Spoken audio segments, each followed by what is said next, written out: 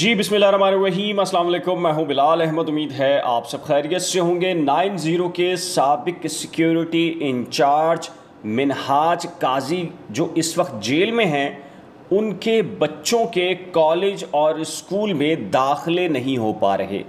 क्यों नहीं हो रहे, क्या वजूहात हैं, मैं आपको बताऊंगा। लेकिन इससे पहले एक बहुत ही बड़ी नई डेवलपमेंट्स हुई है, और नई डेवलपमेंट ये है कि जी एमक्यूएम पाकिस्तान के सरबराह खालिद मकबूल सिद्दीकी को सिंध हाई कोर्ट ने कल सुबह 8:30 बजे तलब कर लिया है।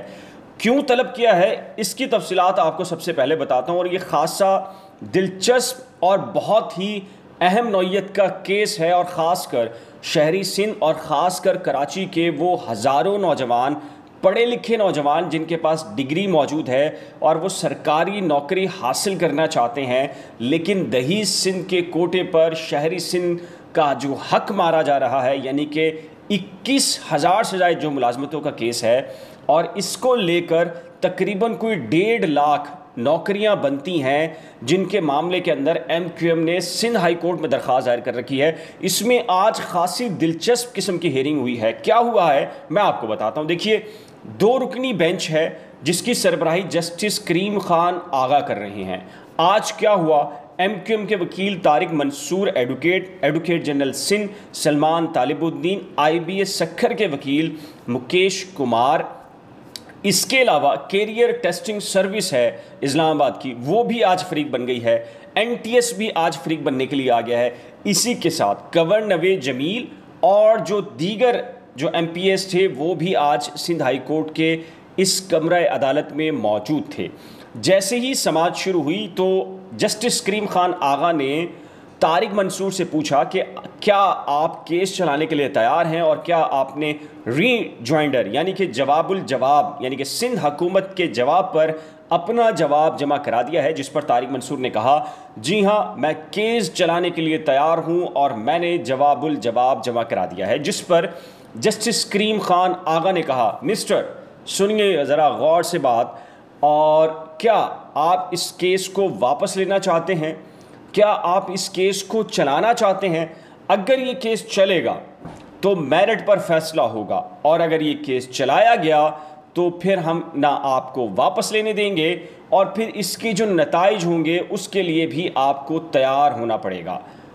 तारिक मंसूर एडवोकेट ने कहा कि मेरे मौक्कल जो कि कंवर नवेद जमील और दीगर अरकान सिंध असम्बली कमरा अदालत में मौजूद हैं, मैं अपने क्लाइंट से ज़रा पूछ लेता हूँ। जिस पर कंवर नवेद जमील से तारिक मंसूर एडवोकेट ने कहा कि जज साहब ये कह रहे हैं कि अगर आप ये केस चलाना चाहते हैं। क्यों कहा? क्योंकि मुकेश कुमार जो कि IBA सक्खर के वकील हैं और सीबा टेस्टिंग सर्विस के भी वकील हैं, उन्होंने ये कहा कि ये केस सियासी जमात एमक्यूएम ने दायर किया है और इस पर हमें शदीद तहफ़्फ़ुज़ात हैं।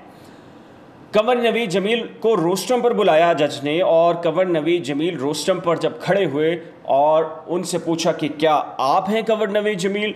जिस पर कंवर नवेद जमील ने कहा, जी हाँ, मैं हूं कंवर नवेद जमील। जज ने पूछा कि क्या आप ये केस चलाना चाहते हैं, और अगर ये केस चलाएंगे, ज़रा सोच लीजिए, अगर आप अपनी पॉलिटिकल पार्टी की क़यादत से मशवरा करना चाहते हैं तो वो मशवरा भी कर लीजिए, क्योंकि जब ये केस चलेगा तो हम वापस नहीं लेंगे, और इसके जो भी नताइज निकलेंगे फिर आपको वो देखना पड़ेंगे, उसको तस्लीम करना पड़ेगा। जिस पर कंवर नवेद जमील ने बिला टोक ये बात कही कि हम रूल ऑफ लॉ के लिए ये केस लड़ रहे हैं, हम इंसाफ चाहते हैं। 21,000 से ज़्यादा जो मुलाजमतों का मामला है, हम ये समझते हैं कि नाइंसाफ़ी की जा रही है, लिहाजा आप ये केस चलाएं और हम इस केस में लड़ने के लिए तैयार हैं। जिस पर तारिक मंसूर एडवोकेट ने कहा कि मैं ये वाजे कर रहा हूं कि ये केस एमक्यूएम ने दायर नहीं किया, बल्कि जितने भी सूबाई असम्बली के अरकान हैं, उन्होंने बतौर अवामी नुमाइंदों और बतौर सिंध असम्बली के मेंबरान के तौर पर यह केस दायर किया है। जिस पर जस्टिस के आगा, जस्टिस करीम खान आगा ने कहा कि पार्टी सरबराह इस वक्त कौन है? तारिक मंसूर एडवोकेट ने कहा कि इस वक्त पार्टी का सरबराह यानी कि कन्वीनियर खालिद मकबूल सिद्दीकी हैं। जज साहब ने कहा, तो हम खालिद मकबूल सिद्दीकी को बराह रास्त नोटिस जारी कर रहे हैं। ताहम तारिक मंसूर ने कहा कि जब एमक्यूएम पाकिस्तान इस केस में फ़रीक ही नहीं है, MQM पाकिस्तान बतौर पार्टी नहीं आई तो खालिद मकबूल सिद्दीकी को कैसे नोटिस जारी हो सकते हैं। ताहम जज साहब ने उनकी इस बात को तस्लीम करने से इनकार कर दिया और खालिद मकबूल सिद्दीकी को कल सुबह 8:30 बजे के लिए नोटिस भेजा है और उनसे कहा है कि क्या आप बतौर पार्टी इस केस को चलाना चाहते हैं या नहीं। कल सुबह 8:30 बजे पेश होकर अदालत को ये बताएं। तारिक मंसूरी नहीं बल्कि जो MQM के दीगर लोग थे उनका ये कहना है कि जब हम MQM पार्टी बराह रास्त नहीं है और हम अवामी नुमाइंदों के तौर पर आए हैं तो ये सवालिया निशान है कि MQM की जो आला क़यादत है उसको क्यों फरीक बनाया गया है, ये समझ से बालातर है। अच्छा जी, इस मौके पर सिंध हुकूमत जो कि नुमाइंदे थे एडवोकेट जनरल सिंध सलमान तालिबुद्दीन और दीगर भी मौजूद थे। NTS ने कहा कि हमारी दरख्वास्त मुस्तरद हो चुकी थी अदम पेशी पर, उसको बहाल कर दिया जाए।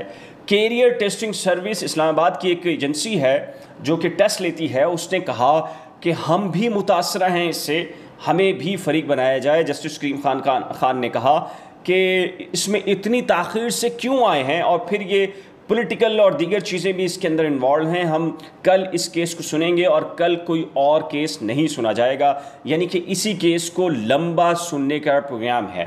तारिक मंसूर ने बाहर निकलकर हमें जो बताया, उन्होंने कहा देखें ये इंतहाई इम्पॉर्टेंट नौइयत का केस है, ये 21,000 नौजवानों को जो कराची वाले हैं उनकी नौकरियों का नहीं है, ये तकरीबन को 1.5 लाख जो गुज़िश्ता बरसों और आइंदा आने वाले बरसों का मामला है, वो नौकरियों का मामला है जो कि कराची के नौजवानों ख़ासकर जो शहरी सिंध है उसके नौजवानों का हक है। और जो पीपल्स पार्टी एक पूरे मुनज़्ज़म तरीक़ेकार के तहत ये जाल साजी करके ये नौकरियां बांट रही है और बेच रही है।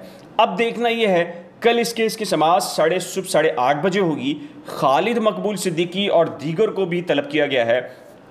तो MQM क्या बतौर इस केस में पार्टी बनने वाली है और जो सिंध हुकूमत है क्या वो अपने तमाम तर हरबे, क्योंकि ये कहा जाता है, ये इल्ज़ाम आयद किया जाता है कि जी इस वक्त जो सिंध हाई कोर्ट है उसमें जो केसेस हैं वो प्रो सिंध गवर्नमेंट फ़ैसले हो रहे हैं और जो हमेशा से एक इल्ज़ाम आयद किया जाता रहा है मुख्तलिफ अदवार में कि एंटी पीपल्स पार्टी जो फ़ैसले होते हैं या बाज़ लोग कहते हैं कि जी प्रो पीपल्स पार्टी फ़ैसले होते हैं। अब कल ये देखना है कि इस केस में क्या होगा। अच्छा जी, मिनहाज काजी का मैं बता रहा था कि देखिए जी 9-0 के सिक्योरिटी इंचार्ज रहे हैं, इनके ख़िलाफ़ मुतअद्दिद इंसदाद दहशतगर्दी एक्ट के तहत मुकदमा दर्ज हैं, ये जेल में मौजूद हैं।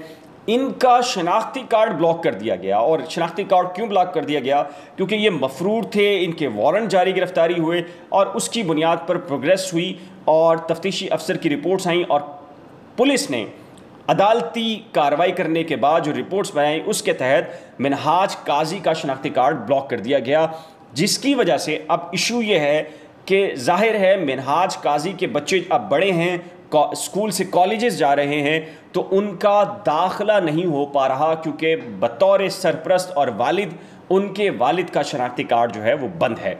आज इस केस की समाअत भी सिंध हाई कोर्ट की दुरुकनी बेंच ने की है और कब्र अदालत में वफाकी, चूँकि ये नादरा ने ब्लॉक किया है तो नादरा वफाकी हुकूमत के मातहत इदारा है, तो असिस्टेंट अटॉर्नी जनरल कब्र अदालत में मौजूद थे। अदालत ने कहा कि भाई ये मामला क्या है हमें बताएं, तो बताया गया कि जी केसेस में वो मफरूर थे, इश्तिहारी थे और सारी चीज़ें थी, इस वजह से बंद हुआ था। तो अब कोर्ट ने ये वफाकी हुकूमत से कहा है कि आप हमें जवाब जमा कराएँ और 23 जून तक इस केस की समाअत को मुलतवी कर दिया गया है। लेकिन एक तरफ मिनहाज काजी है, बहुत सारे केसेस के अंदर लोग मफरूर होते हैं, पॉलिटिशियंस हैं, मिनिस्टर्स होते हैं, इश्तिहारी भी करार पाते हैं, मिनिस्टर के ओहदे पर भी रहते हैं और आप तो प्रेस कॉन्फ्रेंस भी करते हैं, लेकिन पुलिस ये बताती है कि जी वो हमें ट्रेस नहीं हो रहे, हमें गिरफ़्तार नहीं कर पा रहे उनको। तो अजीब सा मामला है। एक फ़र्द काफ़ी तवील अरसे से जेल में है, उसका शनाख्ती कार्ड बंद है, मुलजिम के साथ बिहेवियर एक अलग है, लेकिन बच्चों के दाखिले का मामला हो तो डेफिनेटली ये हसास मामला हो जाता है। इस व्लॉग के सिलसिले में आपकी कोई कीमती राय हो तो अपनी कीमती राय का इज़हार नीचे दिए गए कमेंट सेक्शन में ज़रूर तय कीजिएगा। एक नए व्लॉग के साथ जल्द मिलेंगे, लेकिन उससे पहले एक रिक्वेस्ट है कि अगर आपने मेरे यूट्यूब चैनल को अभी तक सब्सक्राइब नहीं किया तो बराह करम सब्सक्राइब, वीडियो को शेयर, लाइक और बेल आइकन को लाजमी प्रेस कीजिएगा। अल्लाह हाफ़िज़।